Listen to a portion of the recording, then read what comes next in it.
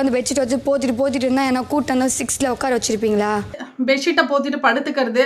ஒருவேளை இப்படிலாம் இருந்தா நானும் ஃபைனல்ஸுக்கு வந்திருப்பனோ எல்லாத்துக்கும் தகுதியானவர் காணவர் மக்களே.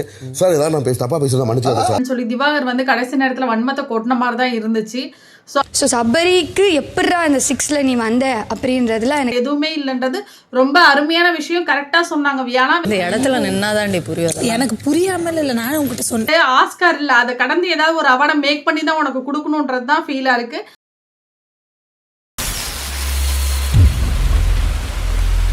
ஹாய் வணக்கம் மக்களே, நிலாஸ் பார்க் சேனலுக்கு அன்போடு வரவேற்கிறேன். நான் நிலா. பிக் பாஸ் சீசன் 9ல் டே 94ல் இன்னைக்கு என்ன நடந்துச்சுன்னு பார்க்க போகிறோம்.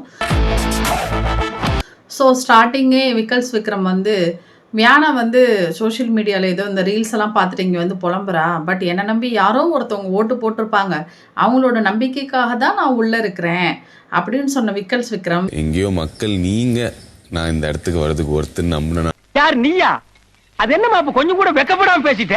வியானா வந்து அவங்கள டார்கெட் பண்ணி நீ வந்து சரியான வன்ம விக்ரம், நீ ஒரு ஃப்ராடு அப்படின்னு சொல்லி ஒரு சில வார்த்தைகள்லாம் சொல்லும் பொழுது சார் வந்து நான் போகிறேன், நைட்டு என்னை கூட்டிகிட்டு போயிடுங்க அவங்க கூட, நான் வந்துடுறேன், இல்லை மணி பாக்ஸ் வந்தோடனே தயவு செய்து நான் எடுத்துகிட்டு போயிடுறேன்னு ஒரு ஆக்டிங்கை போட்டுட்டு இருந்தாரு விக்ரம். ஸோ இவருக்கு ஒரு நாள் ஆக்டிங் போடுறது, ஒரு நாள் நல்லவன் மாதிரி பண்ணுறது, ஒரு நாள் ரூல்ஸை ஃபாலோ பண்ணுற மாதிரி பண்ணுறது, கேமில் ஃபுல்லாக எல்லாரோட மைண்டையும் எடுத்து வச்சு ப்ளே பண்ணுறது, இது மட்டும்தான் இவர் இந்த வீட்டில் பண்ணிகிட்டு இருந்த விஷயம். அதை வந்து மக்களுக்கு வந்து கேமரா முன்னாடி ஒரு சொல்கிறாராம். இதெல்லாம் நம்பி பார்க்குறதுக்கோ கேட்குறதுக்கோ நம்ம கேனைங்க இல்லை, ஓரளவு தெளிவாயிட்டோன்றது இன்னும் சாருக்கு புரியல அப்படின்னு நினைக்கிறேன்.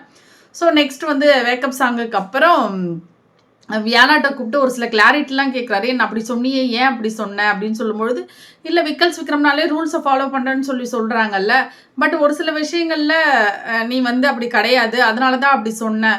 ஓகே அந்த டைமில் நான் அப்படி நடந்துக்கிட்டேன் அவ்வளோதானேன்னு சொல்லிட்டு ஒரு கிளாரிட்டி வந்து சாரு கேட்டுக்கிறாரு.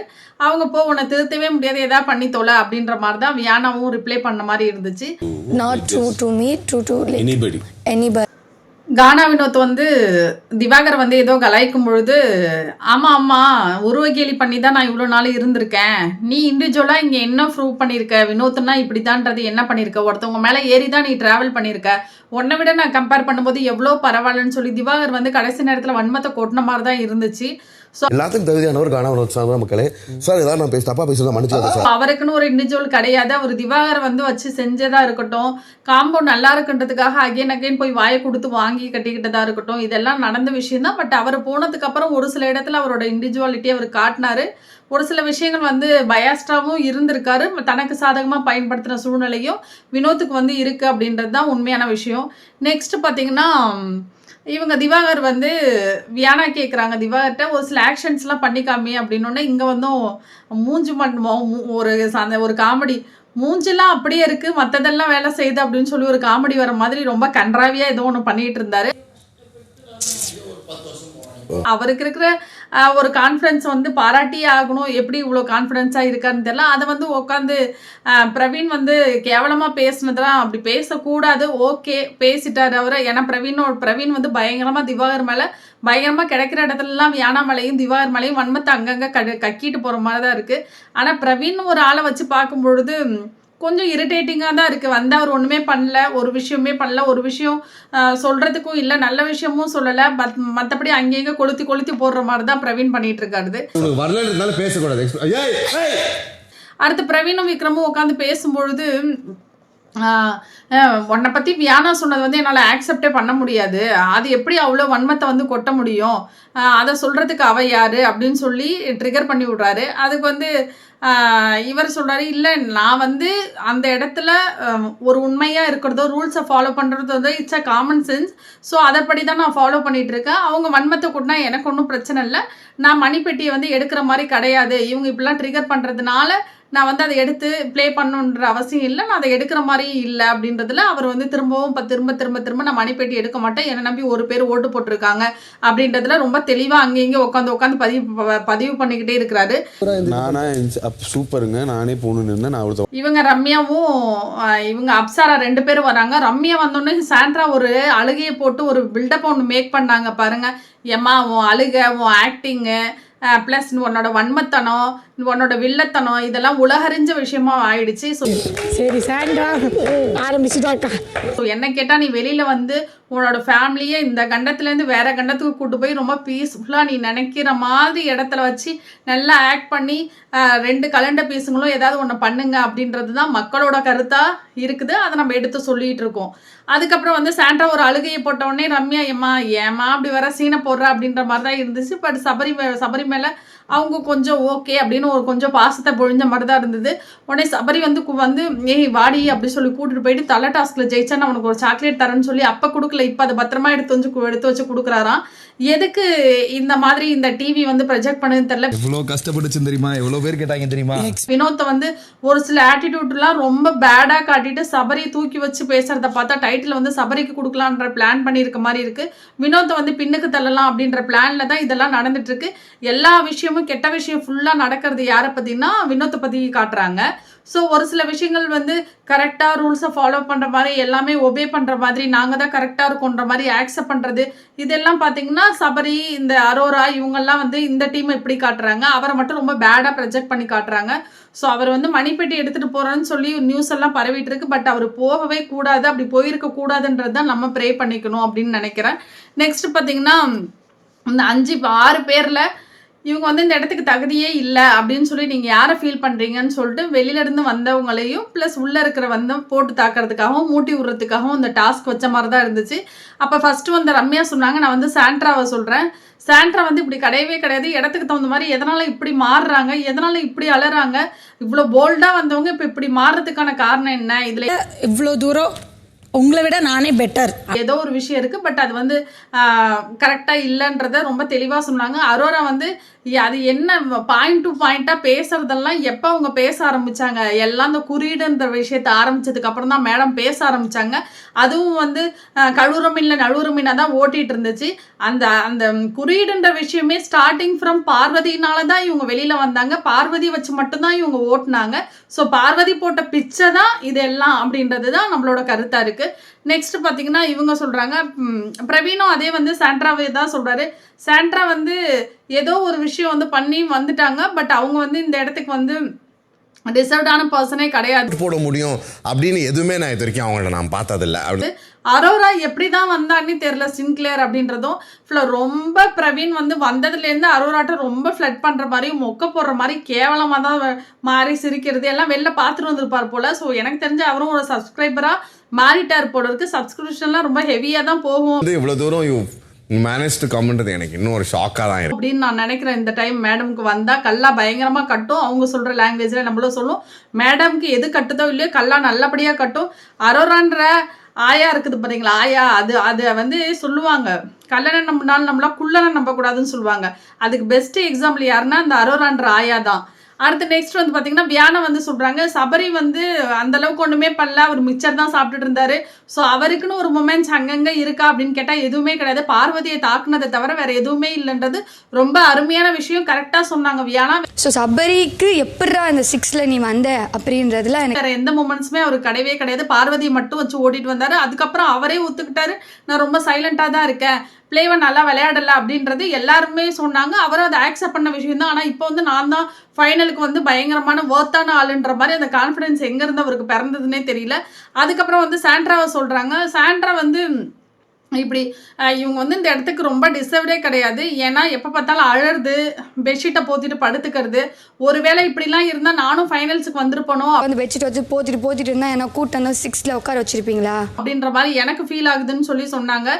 ஸோ அவங்க என்ன பண்ண ஒன்றுமே பண்ணல. பட் அவங்க இங்கே வந்ததுக்கான என்ன ரீசன்றதும் தெரியலன்னு சொல்லி செருப்பால் ஹோஸ்ட்டை அடித்து ப்ளஸ் இந்த டீமை அடித்து விஜய் டிவி அடித்து செருப்பாலே அடித்து வியானா கேட்ட மாதிரி தான் இருந்துச்சு.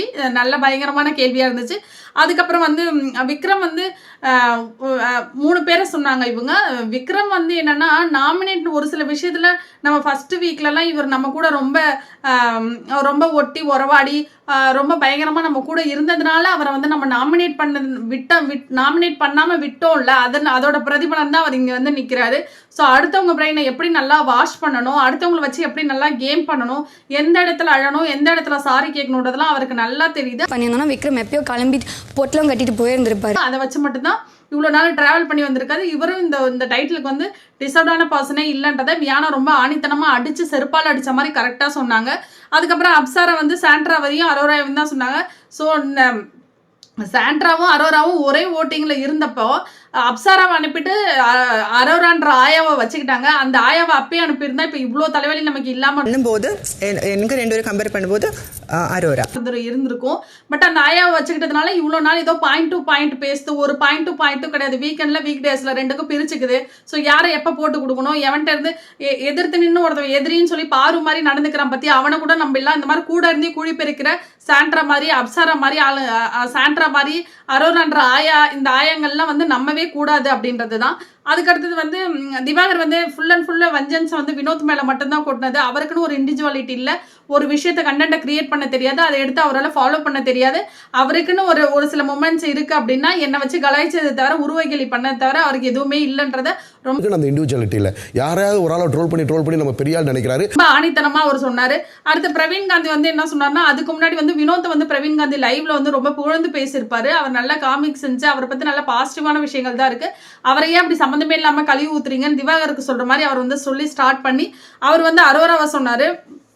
ஸோ அரோரான்ற ஆயா வந்து அந்த அளவுக்குலாம் அங்கே ஒன்றும் பண்ணி கிளிக்கல, அது எதுக்கு இங்கே வந்துச்சு அப்படின்னு சொல்லி சொன்னாங்க. ஸோ இதோட முடிஞ்ச உடனே இந்த டாஸ்கெல்லாம் முடிஞ்ச உடனே ரம்யாட்ட போய் சொல்கிறாங்க சாண்ட்ரா மேடம், அந்த இடத்துல நீ நின்று பாரு உனக்கு தெரியும் அப்படின்னா. ஏம்மா நீ நின்று பார்த்ததையும் பார்த்தோம், படுத்து பார்த்ததையும் பார்த்தோம், நீ ஒரு ட்ராமா பண்ணதையும் பார்த்தோம், நீ பயந்த மாதிரி ஒரு ஆக்டிங் பண்ண பாரு அதையும் பார்த்தோம், நீ பாத்ரூமில் போய் புறமுதுகிட்டு போய் ஒளிஞ்ச பாரு அதையும் பார்த்தோம், எல்லாத்தையுமே நாங்கள் பார்த்தோம். உன் நடிப்புக்கு ஆஸ்கார் இல்லை, அதை கடந்து ஏதாவது ஒரு அவார்டை மேக் பண்ணி தான் உனக்கு கொடுக்கணுன்றது தான் ஃபீலாக இருக்குது. இந்த இடத்துல நின்னாதாண்டி புரியாது. எனக்கு புரியாமல் இல்லை, நானும் உங்ககிட்ட சொன்னேன். பிரவீன் வந்து கானா வினோத்துக்கு வந்து சொல்றாரு, நீங்க இதை பத்தி எதுவும் கேர் பண்ணாதீங்க, இவங்கெல்லாம் இப்படித்தான். ஆனா திவாகர் வந்து கலைக்கும் இந்த கலைத்துறைக்கும் கிடைச்ச மிகப்பெரிய ஒரு அவமானம் தான். அவர் என்ன பண்ணிட்டாருன்னு உங்களை வந்து இந்த கிழிச்சிட்டு இருக்காரு. அதை பத்திலாம் நீங்க ஒன்றும் ஒரி பண்ணாதீங்க, மண்மத்தை கிடைக்கிற டைம்ல அங்கெங்க கொட்டிட்டு போற மாதிரி தான் இருக்கு அப்படின்னு சொல்றாரு. நெக்ஸ்ட் பாத்தீங்கன்னா திவ்யா வந்து சொல்றாங்க, என்ன ஃப்ராடு கோழன்னு சொல்றதுக்கு அவருக்கு என்ன அருகதை இருக்கு, என்ன எப்படி அப்படி சொல்லலாம்.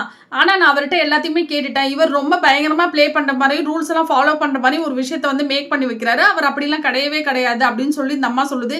என்ன கேட்டால் விஷ ஜந்துகள் வந்து திவ்யா சாண்ட்ரா இதெல்லாம் கேட்கணும்னு இருந்துச்சு, நான் எல்லாத்தையும் கேட்டுட்டேன். நீங்கள் ஜந்துங்களுமே எப்பப்போ எங்கெங்க டைம் கிடைக்குதோ அப்பப்போ அங்கங்கே விஷத்தெல்லாம் கக்கி வச்சுட்டு போகிறது தான் வேலை. ஒன்றுக்கு ஒன்று குறைச்சல் இல்லை அப்படின்னு சொல்லுவாங்கள்ல, அது வந்து இது 3ங்களுக்குமே பொருந்தும்.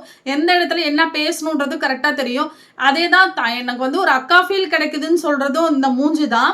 வியானா வந்து கிறிஸ்டோஃபர் மாதிரி மூஞ்சி இருக்கு, இப்படி நாடகம் நடிச்சு எல்லாத்தையும் அனுப்பிடுச்சுன்னு சொல்லி திட்டும் பொழுது அதை பல்ல காட்டுறதும் இதுதான். ஸோ பிரஜின் வந்தால் இப்போ எப்படி இருக்கும்னு சொல்கிறதும் இதுதான்.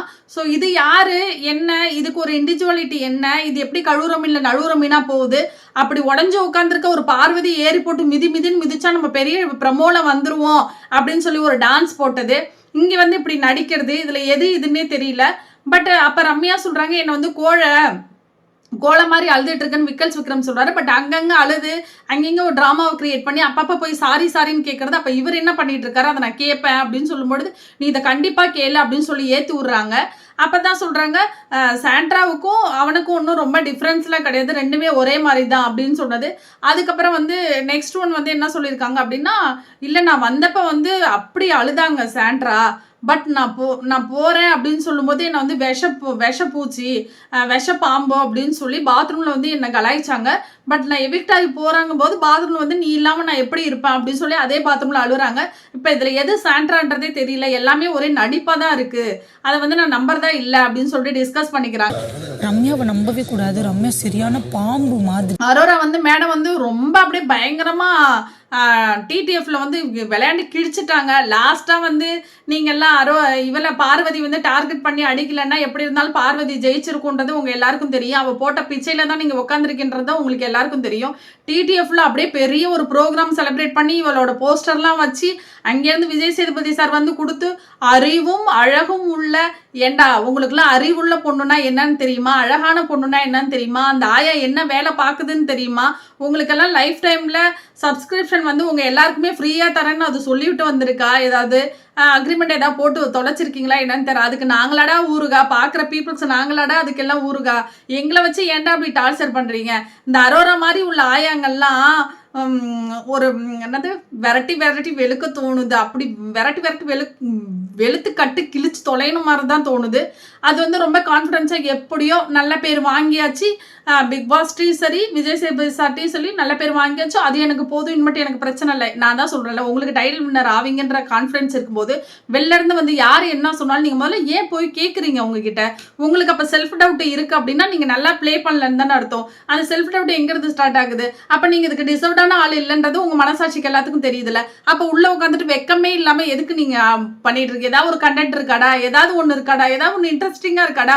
கையில இருந்து அவன் டிக்கெட் ஃபினாலே ஒரு கேரக்டரிஸ்டிக்ஸ் எடுத்து வைக்கிறீங்களாடா, இல்லை ஏதாவது ஃபன் பண்ணுறீங்களாடா? எதுவுமே கிடையாது. உட்காந்து இங்கே உட்காந்து ஊர் நாயெல்லாம் பேசுகிற அரோரா ஆயா உன்ன அந்த மாதிரி தான் ஆத்திரம் வருது. அதுக்கப்புறம் வந்து விக்கல்ஸ் விக்ரம்கிட்ட வந்து கேட்குறாங்க, என்ன கோழன்னு சொல்லி சொன்னி, அப்போ நீ எதுக்கு கோலை மாதிரி எல்லா இடத்துலையும் உட்காந்துட்டு அழுதுட்டு இருக்க அப்படின்னு சொல்லும்பொழுது, இல்லை அந்த சுச்சுவேஷன் அப்படி மேக் பண்ணுது, அந்த மாதிரி தான் எல்லாருக்கும் இருக்கும், பொத்திக்கிட்டு போ அப்படின்னு சொல்லி ரிப்ளை பண்ணாங்க. அப்புறம் சொன்னியாண்டா இப்போ இவங்களே இப்படி கோலை மாதிரி அழுகுறாங்களே என்ன? கேம் வச்சாங்க. என்னன்னா 2 டீம் வெளியிலேருந்து வந்தவங்க உள்ளே இருக்கிறவங்க. ஸோ இந்த 2 டீமில் எந்த டீம் ஜெயிக்குதோ அந்த டீமுக்கு தான் காசு வந்து 3 lakhs அமௌண்ட்டுங்க. எந்த டீம் அதாவது உள்ளே இருக்கிறவங்க ஜெயிச்சா அந்த 3 lakhs கொடுப்பாங்க. வெளியில் இருக்கிற டீம் வந்து ஜெயிச்சதுன்னா அந்த 3 lakhs வந்து எடுத்துருவாங்க. இதுதான் மேட்டர். இதில் வெளிலேருந்து வந்த ரம்யா, வியானா இவங்க வந்து ஜெயிச்சிட்டாங்க. இதில் சபரி வந்து மிச்சர் திங்கிறான்னு சொல்லிட்டு வியானா சொல்லிட்டாங்களா. அப்போ லாஸ்ட் மந்த் வந்து அந்த கேமில் வந்து அவன் மிதிப்பான் பாருங்க கேவலமாக. இந்த மாதிரி ஒஸ்டான இந்த உள்ள இருக்கிற வெஞ்சன்ஸ் வன்மத்தெல்லாம் வெளில காட்டுறவனை கூட நம்பிடலாம். இப்படி கேமில் காட்டுறான் பாருங்க, பார்வதி மேலே காட்டினா பாருங்க. அந்த மாதிரி இப்போ வியானா மேலே அந்த பாலை கடைசியில் அப்படி வந்து மிதிக்கிறாராமா அவரு. அப்போ அந்த கேம் எல்லாம் ஜெயிச்சதுக்கப்புறம் ஆக்சுவலாக யார் ஜெயிச்சதுன்னா வெளில இருந்து வந்தவங்க தான் ஜெயிச்சாங்க. 3 lakhs வந்து கேன்சல் ஆகிடுச்சு. உள்ளே இருக்கிற ஹவுஸ்மேட்ஸுக்கு 3 lakhs போகல.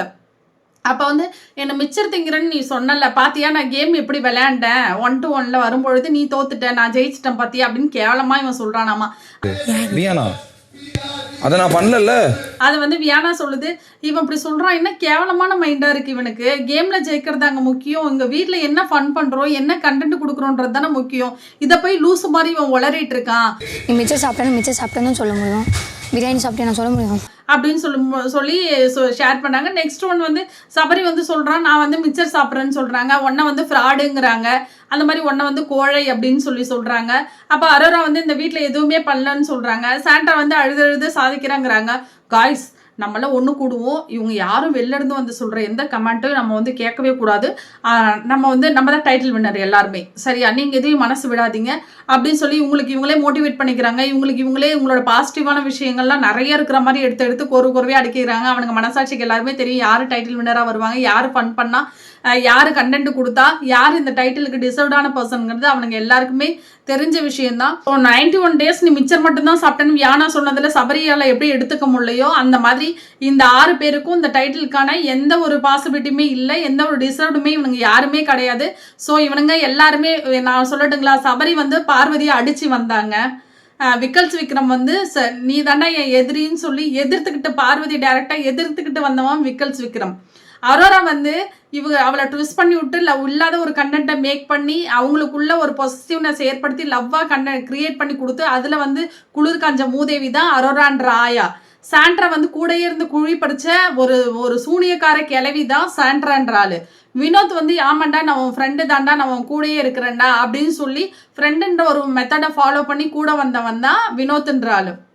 திவ்யா வந்து என்னன்னா, நான் எப்போ உன்னை எதிர்த்துக்குவேன், எப்போ உன் கூட நான் இருப்பேன்னு தெரியாது, ஆனால் நீனும் எனக்கு ஒரு மாதிரி தான் சொல்லி பார்வதி கூட இருந்து ஒட்டிக்கிட்டு வந்த ஆள் தான் திவ்யான்ற பாய்சன். ஸோ இங்கே இருக்கிற 6மே ஏதோ ஒரு வகையில் ஏதோ ஒரு விஷயத்தில் அந்த வீட்டில் உள்ள அதிகமாக மேக்ஸிமம் கண்டென்ட் கொடுத்தா பார்வதியை எதிர்த்துக்கிட்டோ அவன் கூட இருந்தோ இல்லை அவன் கூட இருந்து குழிப்பெருத்த ஆளுங்களோ இப்படி இந்த கண்டென்ட்டில் தான் பேஸில் தான் இவனுங்களாம் வந்தானுங்களோ ஒழிஞ்சு இவனுங்க யாரும் இதுக்கு டிசர்வ்டான பர்சன் இல்லைன்றது அவனுங்களுக்கே நல்லா தெரியும். So thank you so much. இதில் எந்த கண்டென்ட்டும் இல்லை, பார்க்கவும் பிடிக்கல, இன்ட்ரெஸ்டிங்காகவும் இல்லை, ஃபன்னாகவும் இல்லை, அங்கெல்லாம் வன்மத்தை கொட்டுற மாதிரி தான் இருக்குது. முழுவதும் வன்மங்கள் நிறைந்த ஷோவாக தான் மாறிட்டு இருக்கு அப்படின்றது அப்படின்றது தான் உண்மையான விஷயம். So thank you so much guys. Follow பண்ணுங்கள், சப்போர்ட் பண்ணுங்கள், உங்கள் வேல்யூபிளான கமெண்ட்ஸ் கொடுங்க. நீங்கள் என்ன நினைக்கிறீங்க அப்படின்றத கமெண்ட் பாக்ஸில் போடுங்க. நல்லதோ கெட்டதோ இந்த யூனிவர்ஸில் என்னை பொறுத்தவரையிலும் நான் எப்பொழுதும் சப்போர்ட் பண்ணுறது பார்வதிக்கு மட்டும்தான். அவங்க நல்லா இருக்கணும். ஸோ இந்த மாதிரி ஒரு பேட் ஒப்பீனியனோ பேட் கமெண்ட்ஸோ போய் அவங்களோட பேஜ்லேயோ இல்லை அவங்களுக்கோ இல்லை அவங்களுக்கு மனசார நீங்கள் கொடுக்குறதுலையோ உங்களை தான் நீங்கள் மட்டப்படுத்துக்கிறீங்க, தாழ்த்துக்கிறீங்க. அவங்க எப்பொழுதுமே நல்லா இருப்பாங்கன்றது தான் நல்லா இருக்கணும். Thank you so much guys. Thank you.